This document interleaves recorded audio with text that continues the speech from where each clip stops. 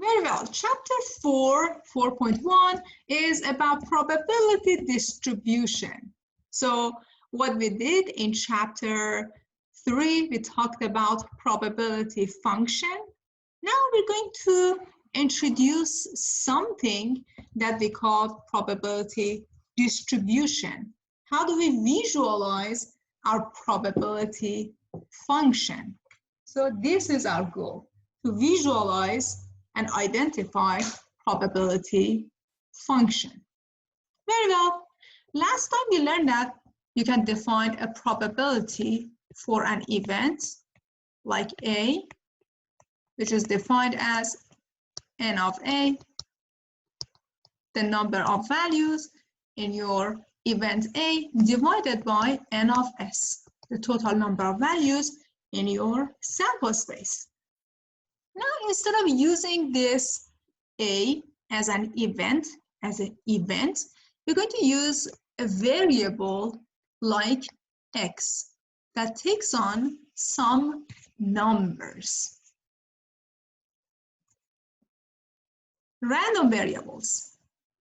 A random variable which is denoted by X, variable X, represents a numerical value associated with each outcome of a probability experiment. When it comes to random variables, you have two types of variables. That variable can either be discrete, countable, or continuous, uncountable. Random variable X can be discrete or it can be continuous. Definition of random variable which is discrete. A random variable is called discrete when it has a finite or countable number of possible outcomes that can be listed. A random variable is called continuous when it has an uncountable number of possible outcomes represented by an interval on a number line. Okay, what's the meaning of these? Discrete, continuous. So far you learned that if you have a random variable like X, this is just a variable that you learned in algebra. It can be continuous or it can be discrete. Discrete, continuous.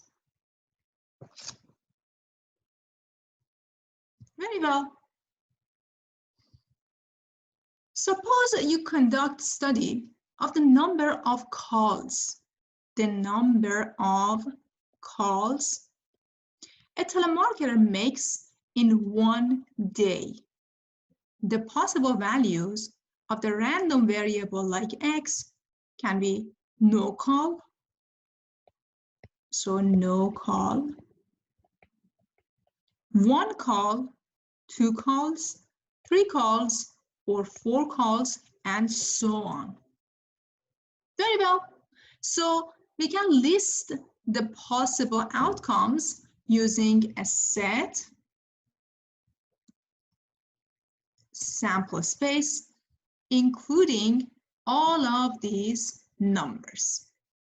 0, no call, 1, one call, 2, two calls, 3, three calls, 4 calls, 5 calls, and so on. So how do we represent these? How do we visualize these variables on a number line? So first of all, 0 or no call is associated with 0. So you put one dot on top of 0. Then one call, you put a dot on 1. 2 calls, you put a dot on 2. 3 dots, 3 calls, you put a dot on 3. 4 calls, and the rest of them. So as you can see, there are gaps in between these points. There are gaps between points. It means that you have a discrete random variable. Gaps between points representing a discrete random variable. So how do we identify discrete random variables when it comes to questions, examples? The keyword is the number of. So keyword, the number of.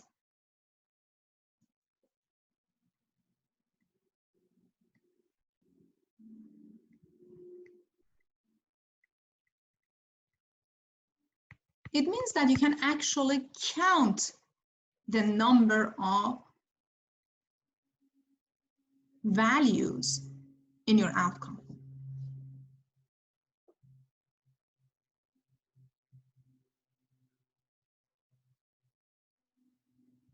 Very well. This is for discrete random variable. The next one is called continuous random variable. A different way to conduct the study would be to measure the time in hours a telemarketer spends making calls in one day.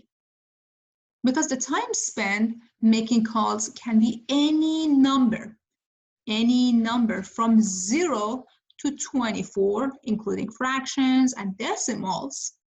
X is a continuous random variable. So how many hours in a day? It ranges between 0 to 24 hours. You can include minutes as well, so it is continuous. What do I mean by that? It means that X can take on any value in between 0 and 24. So you have to shade all of these values, all of these points, numbers in between. You cannot separate them. There is no gap between these. So we shade all of these numbers. So no gap at all, and it is a continuous random variable.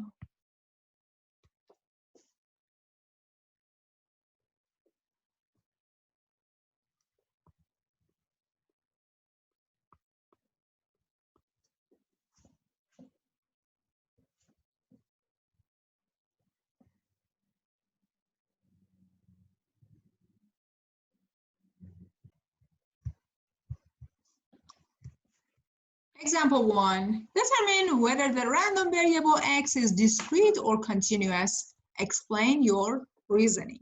The first one says, let X represent the number of, guys, take a look at the keyword, Fortune 500 companies that lost money in the previous year. Can we list them?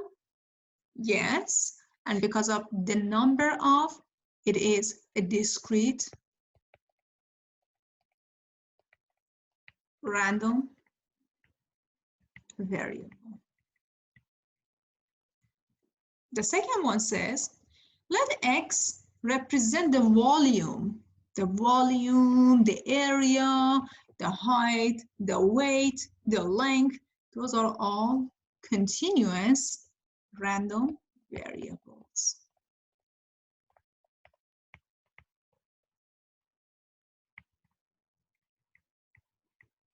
So for continuous,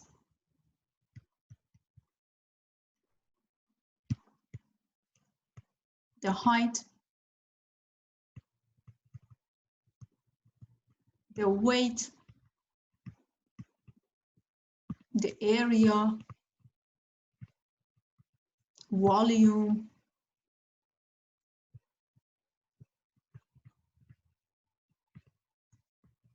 time. These are all continuous random variables.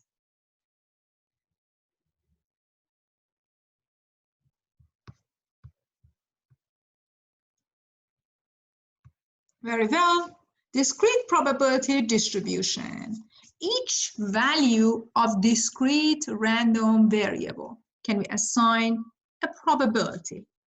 For example, a probability that x is 0, the probability that x is 1, the probability that x is 2, the probability that x is 3, and so on. By listing each value of the random variable with its corresponding probability, you are forming a discrete probability distribution. So when you're talking about discrete probability distribution, it means that x is discrete.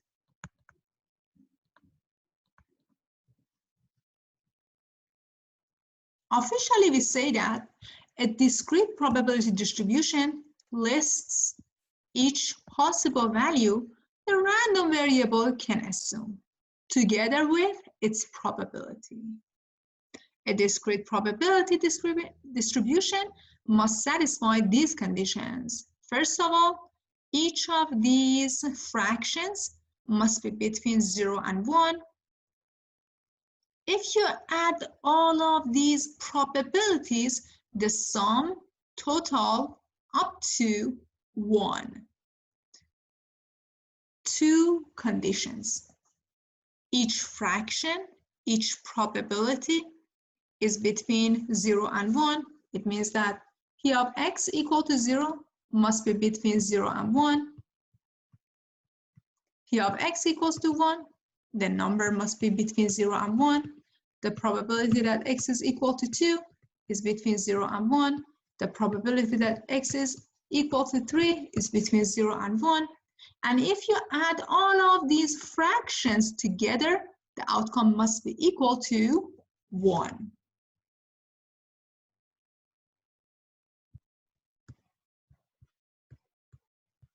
So how do we construct a discrete probability distribution? Okay, perfect. So first of all, you have to take x to be a discrete random variable. Possible values like 0, 1, 2, 3, 4, and so on. Then you have to make a frequency distribution table for each possible outcome. So you have each x, then you have to form the frequency distribution for each of them, p of x. Then find the sum of all frequencies, find the probability of each possible outcome by dividing its frequency by the sum of the frequencies. Remember that to find the probability of x, you have to find the probability of forming a fraction. So the frequency of x divided by the sum of all frequencies.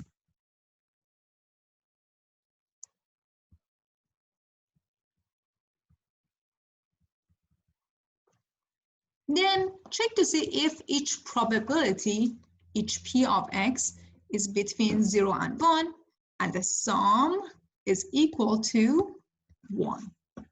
This is the guidelines, how to form a probability distribution for a discrete random variable. Please take your time. Very well, let's take a look at one example to feel more comfortable about this topic. Constructing and graphing a discrete probability distribution. Very well, what's given? You have a table with score equals to 1 or score equals to 2.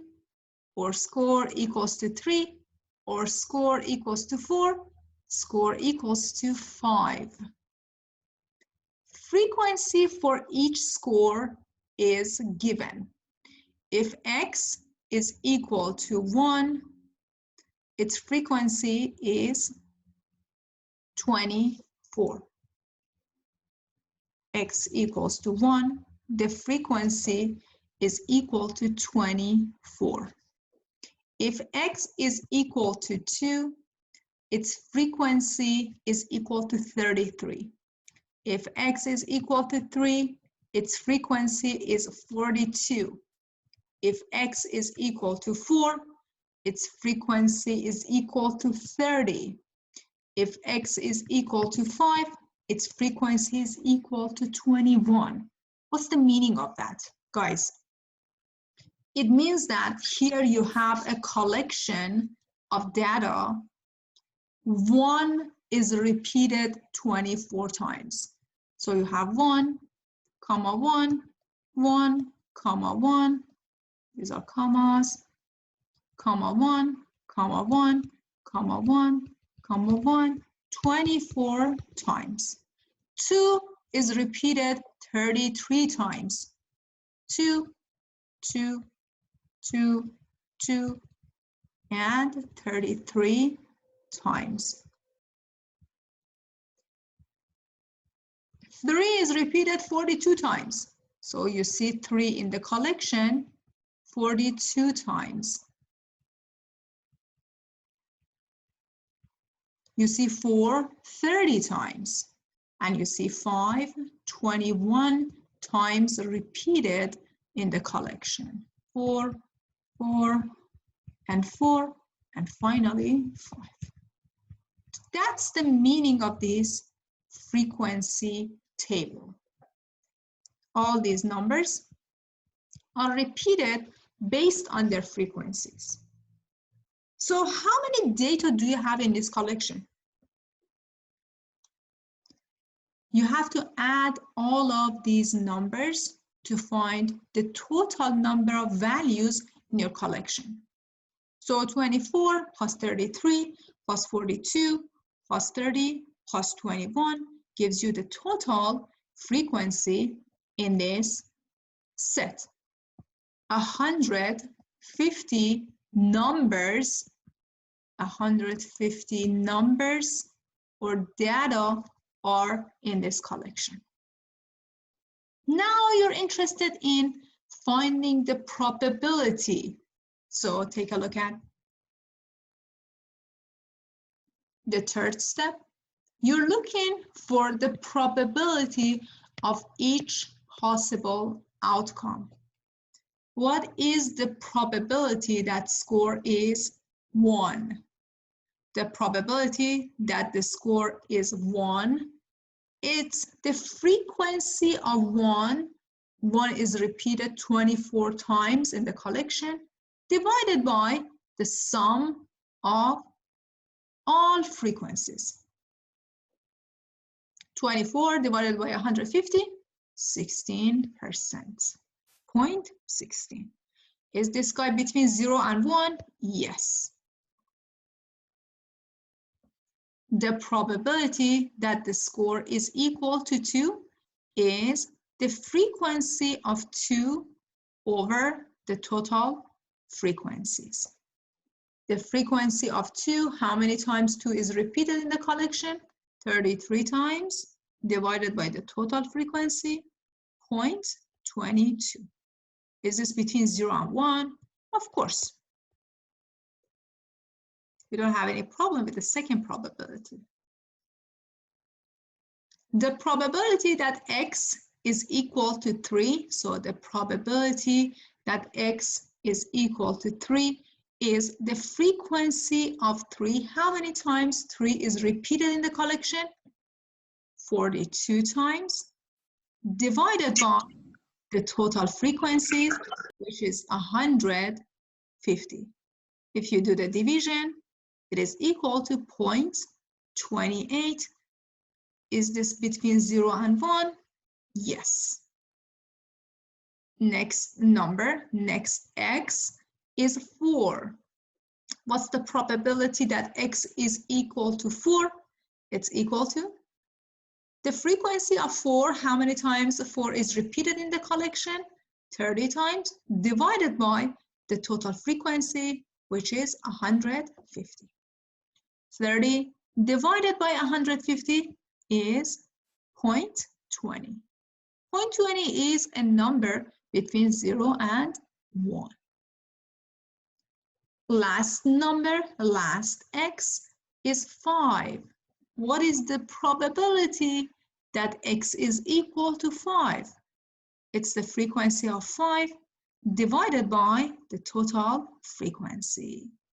The frequency, or the number of times 5 is repeated in the collection, is 21, divided by 150, which is the total frequency, equals to 0.14, or 14%.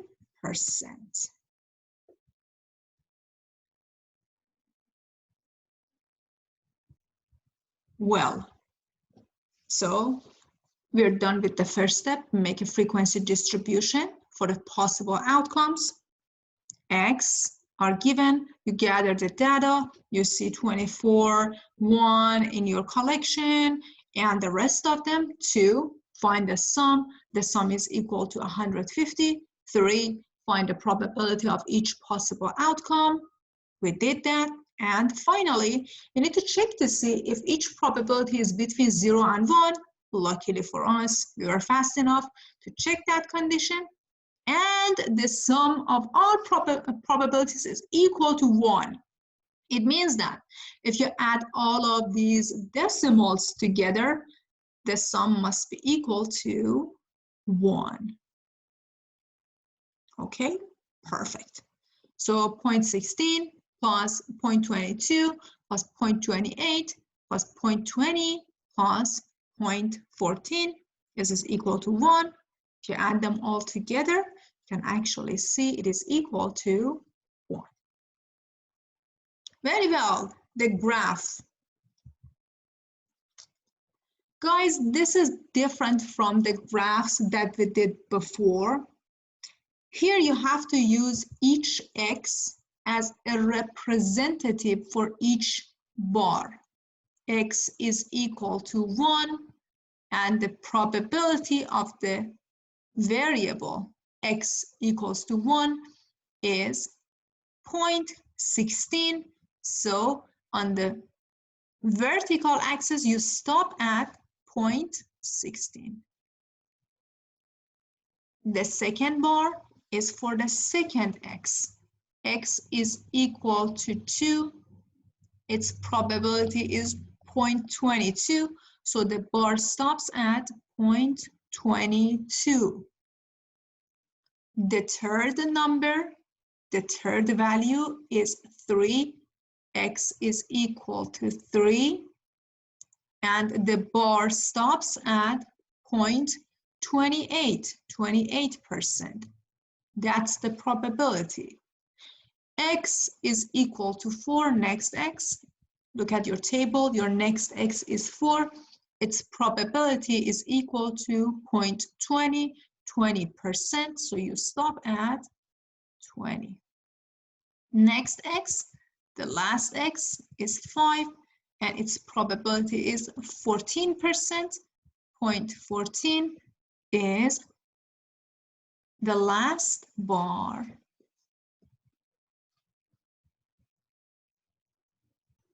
Next example, verify that you have a probability distribution. So in some cases, you're given a table, and then question says, do you have a probability distribution function? Is this a probability distribution function or not? So first, let us take a look at the table. It says if x is equal to 0, no rain, the probability is 21.6%. If x is equal to 1, the probability is 43.2%. If x is equal to 2, the probability is 28.8%. And if x is equal to 3, the probability is 0.6, means that 6%, almost 7%. So, do we have a probability distribution function? First of all, let's check to see if each of these decimal numbers is a number in between 0 and 1. Is this guy a number between 0 and 1? Yes, of course. 0.4, a number between 0 and 1, of course. Is this guy a number between 0 and 1? Yes. And lastly, this guy is also a number between 0 and 1. So the first condition is met. What if I add all of these together?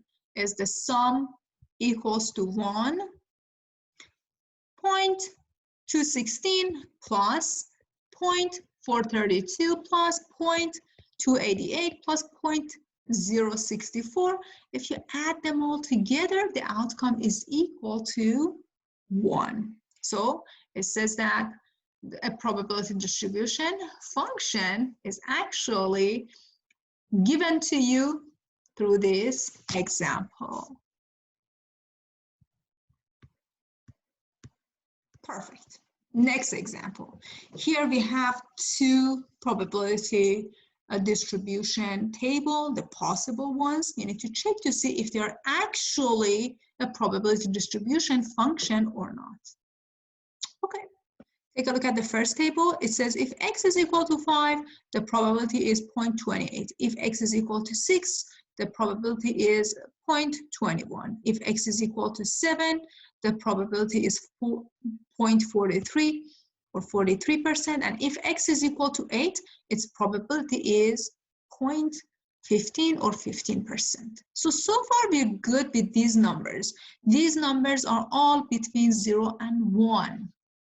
What if I add them all together? Is the sum equals to 1? If you add all of these numbers together, the outcome is 1.07. So 0.28 plus 0.21 plus 0.43 plus 0.15 is greater than 1. So the answer is no. This is not a probability distribution function. Take a look at the second table. If x is equal to 1, the probability is a half, which is 50%. If x is equal to 2, the probability is 25%, a fourth. If x is equal to 3, the probability is 5/4. Very well. And if x is equal to 4, the probability is negative. Because of these two numbers, this is greater than 1, and this guy is less than 0, so greater than 1, and this is less than 0. You say that the second table is also not a probability distribution. Greater than 1 and less than 0.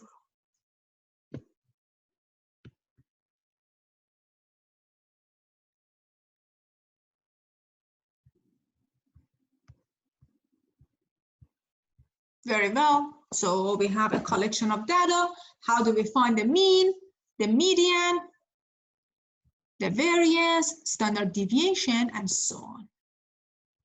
To find the mean of a discrete random variable, you can take each x. So each x multiplied by its probability.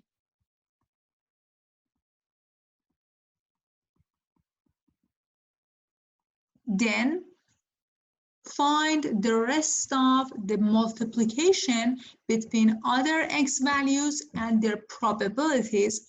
Add them all. So mu, or the mean of the population, mean of the population, is equal to the sum of the product of each x and its probability. That's the formula you have to follow. Let's go over one example together.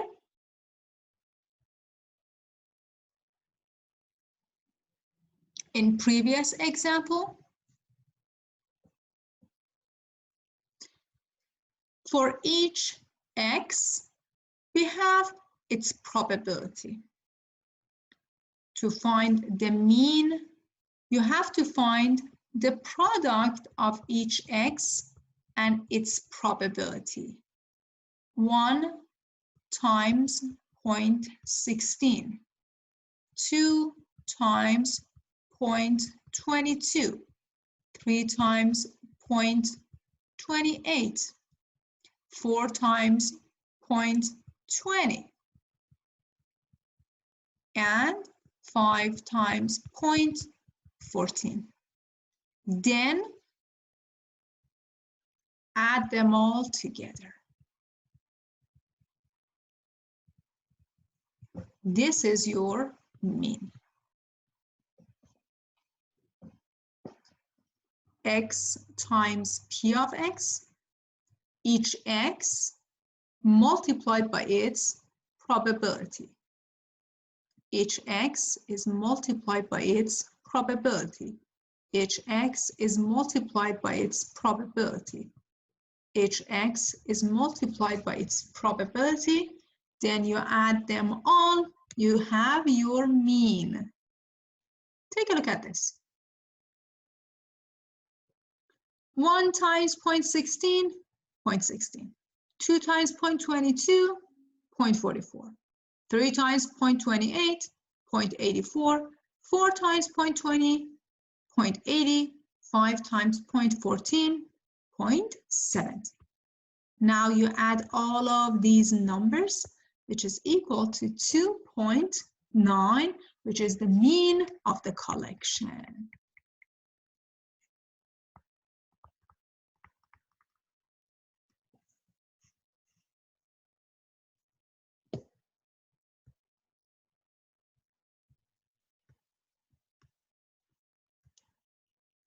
Very well. How do we find the variance and standard deviation? To find variance, you have to find the mean. So first, find the mean. This is your very first step. Then x minus mean. You have to find the deviation of each value from the mean. Then you square the deviation for each x value, multiply that by the probability of x, then add them all together. This is your variance. After finding the variance, you can take square root of the variance and have your standard deviation.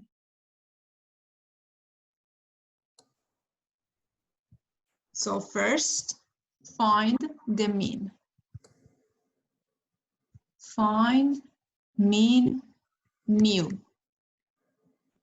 Then find the deviation.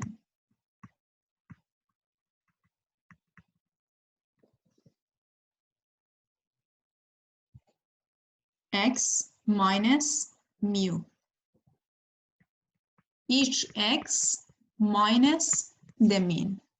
Then square it. X minus mu squared.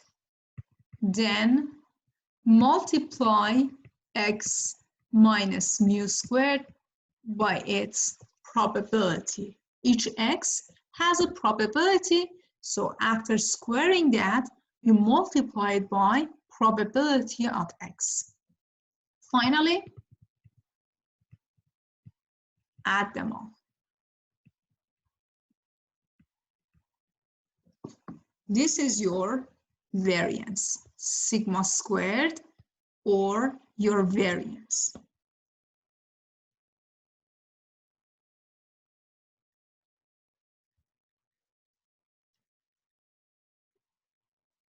Now let me show you through an example so you feel comfortable about this.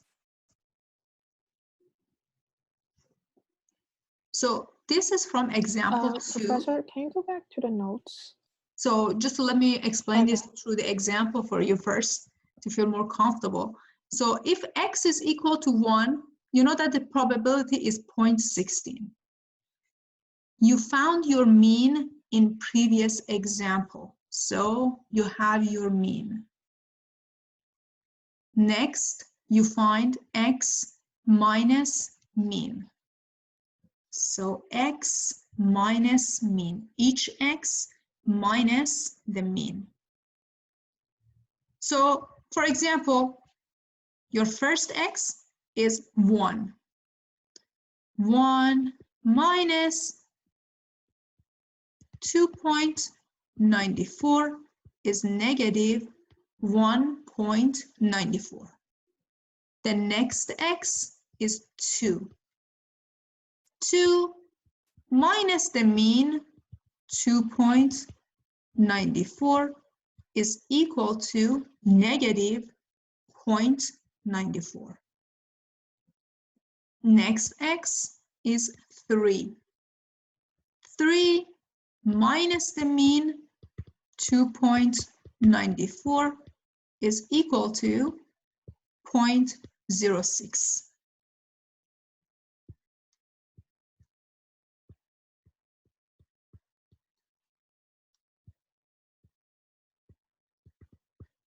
Next x is 4. 4 minus 2.94 is 1.06. And finally, your last x is 5. 5 minus 2.94 is 2.06. Then you square each of these numbers.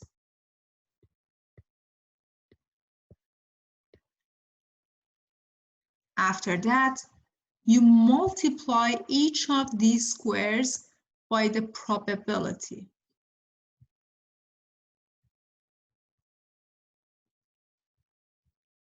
So 3.7636 times the first probability, which is 16%. The second number, 0.8836 times the probability 22, which is the second number.